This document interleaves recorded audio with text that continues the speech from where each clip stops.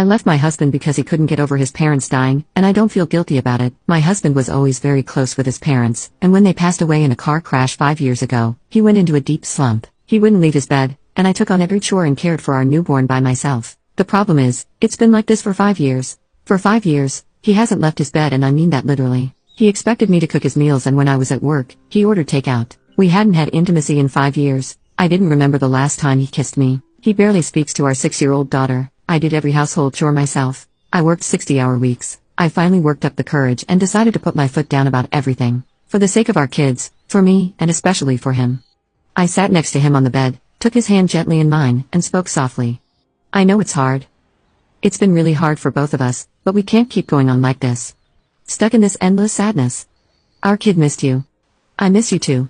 I miss hearing your laugh and seeing your smile. Please, for all of us, can you try to take even a small step forward with me? I asked him.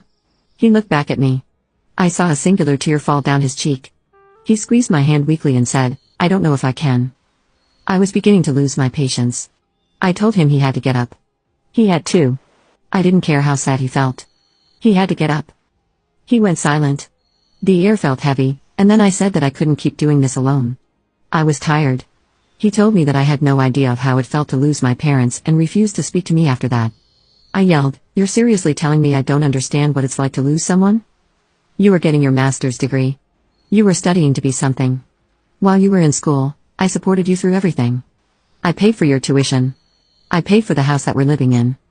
I worked almost 70 hours a week to put food on the table for us while trying to be there for our kids. You remember it?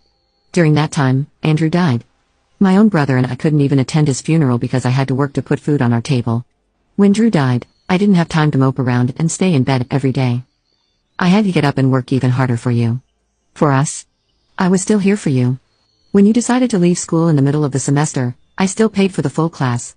When you needed therapy, I paid for it. Whenever you needed a shoulder to cry on or someone to be strong for you, I did it. I was there. I was depressed, John. I didn't want to get out of bed in the morning. I didn't want to be the only one taking care of Connor.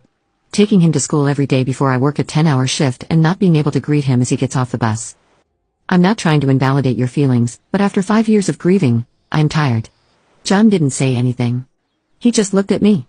I asked him if he had anything to say and he stayed silent. This infuriated me because it felt like I was talking to a brick wall. I woke Connor up and I left the house for the night and got a hotel.